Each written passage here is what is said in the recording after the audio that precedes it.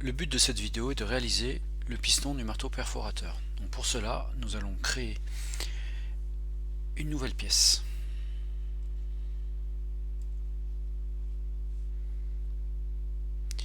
Il faut ensuite la renommer en allant dans les propriétés.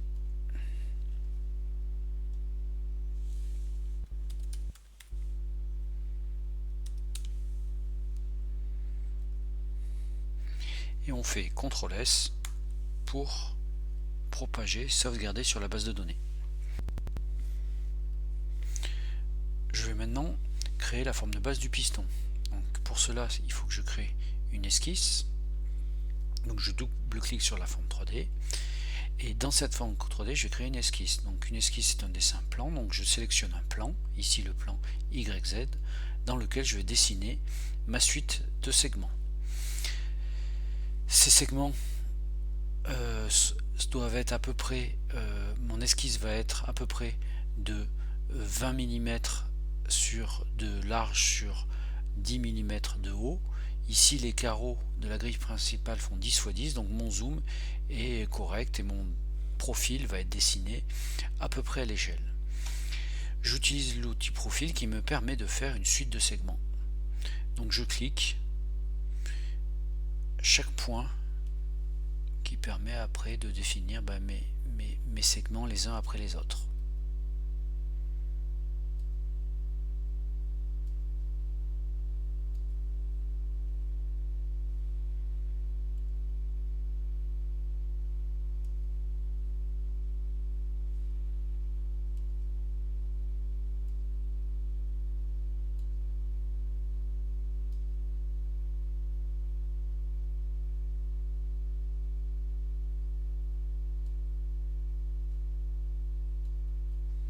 Voilà, mon esquisse est faite.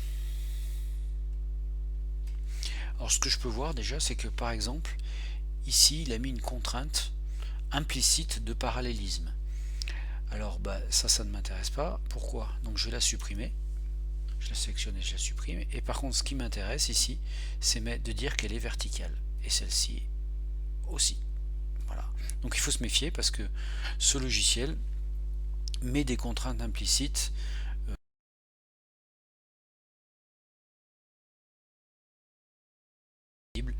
horizontale, verticale, tangent par exemple. Voilà.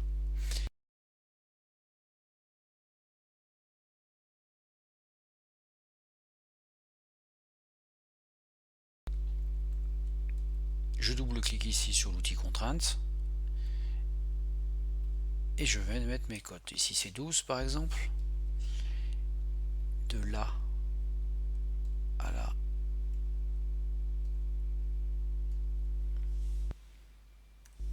Neuf.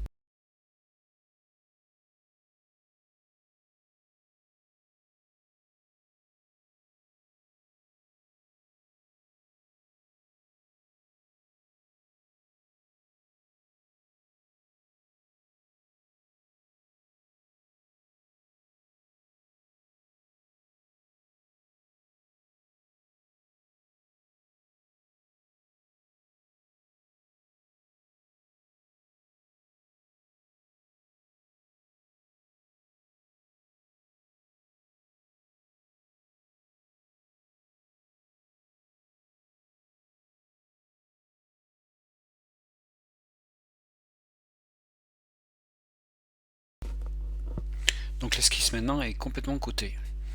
Donc ce qu'il faut maintenant, c'est créer un axe autour duquel l'esquisse va tourner et ainsi générer un volume. Cet axe est créé. Je sors de l'esquisse.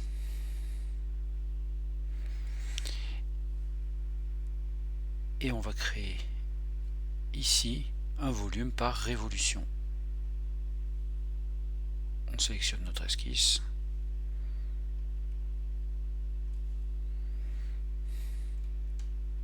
Si on est d'accord,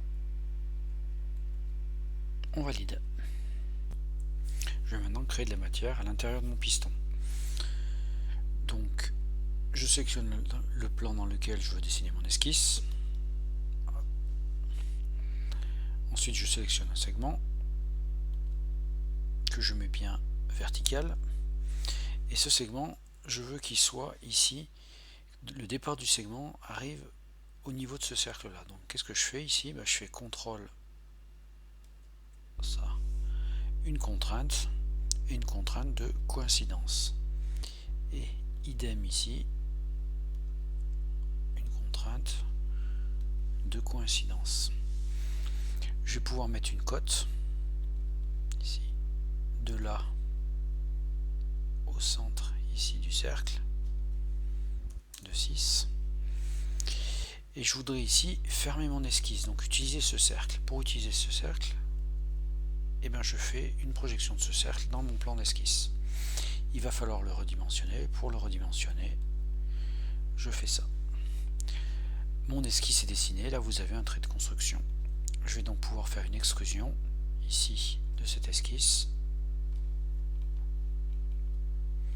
qui va me permettre de créer de la matière.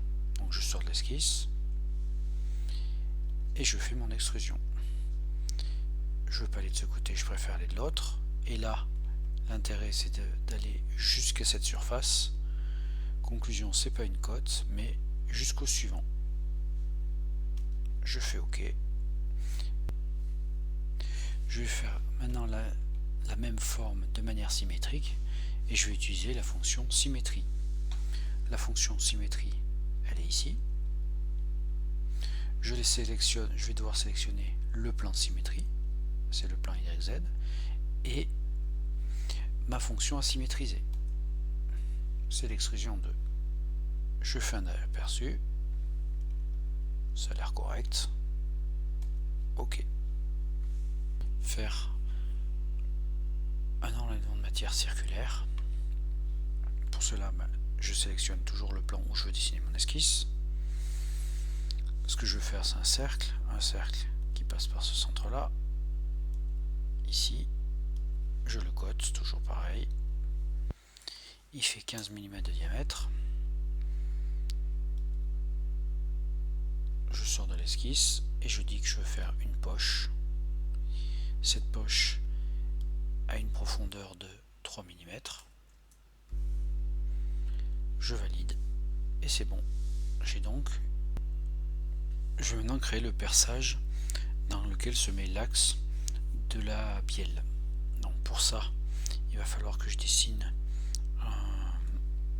un cercle pour faire un perçage, sauf que je ne peux pas dessiner ce cercle sur une surface cylindrique. Donc ce qu'il faut, c'est que je sélectionne en fait le plan ici, le plan médian. Ce plan médian ici. Donc c'est le plan YZ. Dans ce plan là, je dis que je dessine un cercle.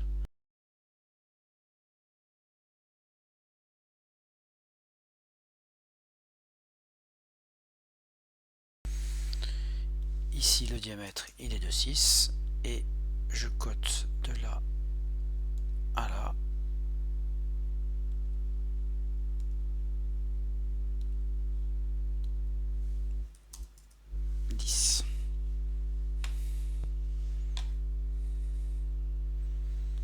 Je sors de l'esquisse